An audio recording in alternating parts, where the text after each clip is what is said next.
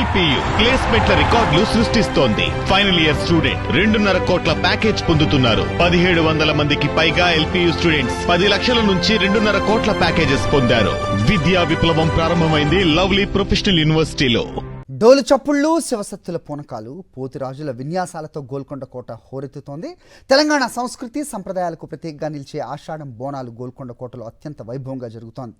మహిళలంతా అమ్మవారికి బోనాలు సమర్పిస్తున్నారు. బోనాల సందర్భంగా గోల్కొండ కోటలో భారీగా ఏర్పాట్లు చేశారు నిర్వాహకులు.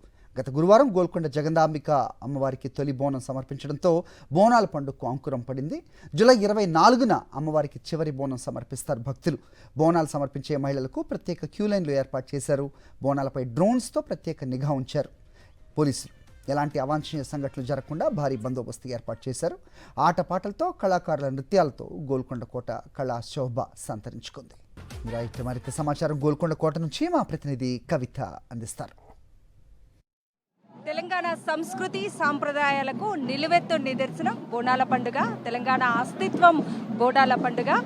అమ్మవారికి ఎంతో అత్యంత ప్రీతికరమైనది బోనం. అలాంటి బోనాన్ని అమ్మవారికి సమర్పిస్తే అమ్మవారు అనుగ్రహించి తమను చల్లగా చూస్తుంది అనేసి ప్రతి ఒక్కరూ కూడా భావించి అమ్మవారికి బోనం సమర్పిస్తూ ఉంటారు, మొక్కులు చెల్లించుకుంటూ ఉంటారు. అసలు బోనాన్ని ఎలా తయారు చేస్తారో ఒకసారి తెలుసుకుందాం. ఇక్కడ ఒక మహిళ బోనాన్ని ఎంతో అందంగా అలంకరించిన దృశ్యం కూడా మనకు కనిపిస్తుంది. సో ఈ బోనం తయారీ ప్రాసెస్ని తన మాటల్లో తెలుసుకుందాం. మీకు ముందుగా బోనాల పండుగ శుభాకాంక్షలు అండి. Thank you madam. సో చాలా అందంగా రెడీ చేశారు.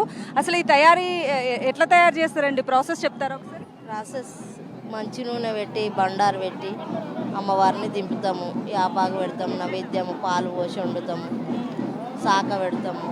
లోపల బెల్లం అన్నం చేశారా నైవేద్యంగా? బెల్లం అన్నం చేసినాము, శాఖ మొత్తం యాపాకు పువ్వులు అన్నీ. అంటే ఫస్ట్ కుండ మీద అట్లా వేపాకులు పెట్టి దాని తర్వాత ఒక గురిగి పెట్టి కంచుడు పెట్టి దీపం ముట్టిస్తాం. దాంట్లో శాఖ పోసి. శాఖ అనేది కొంతమంది అంటే కొందరు బెల్లం శాఖ వేస్తారు, కొందరు కళ్ళు శాఖ వేస్తారు, కొంతమంది పులుసు ఇలా చేస్తారు. ఎవరిష్టం వాళ్ళు మేడం, ఎవరిష్టం వాళ్ళు. ఇప్పుడు మనం చేయాలనుకుంటే సడన్గా వచ్చినాం అనుకో నీళ్ళ శాఖ కూడా పెట్టవచ్చు. మనం అన్ని అనుకొని వచ్చినాం అనుకో నువ్వు అన్నట్టు కళ్ళు శాఖ, పెరుగు శాఖ, పాల శాఖ అన్ని పెట్టవచ్చు. మీ కోరిన కోరిక తీరింది కాబట్టి అమ్మవారికి బోనం అమ్మ దగ్గరికి రావాలని కోరుకుండే వచ్చేసిన. అదే పెద్ద కోరిక, ఇంకేం కోరుకోలే, అదే కోరుకున్నా. అనుకోకుండా వచ్చినాం అట్లా. అంటే ఈసారి మళ్ళీ ఏం కోరుకోబోతున్నాం? ప్రతి ఏటా రప్పించుకోవాలని కోరుకుంటున్నా అంతే.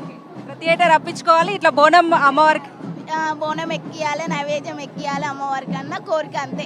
తమ ఇంటి ఆడపడుచుగా భావించి అమ్మవారికి చీర సారెలతో, పసుపు కుంకుమలతో, తొట్టెళ్లతో అలాగే బోనాలను అమ్మవారికి సమర్పిస్తూ ఉంటారు. అమ్మ మమ్మల్ని చల్లగా చూడు అని ఆ అమ్మవారిని వేడుకుంటూ ఉంటారు. కెమెరామెన్ ముత్యంతో కవిత, సాక్షి టీవీ, గోల్కొండ నుంచి.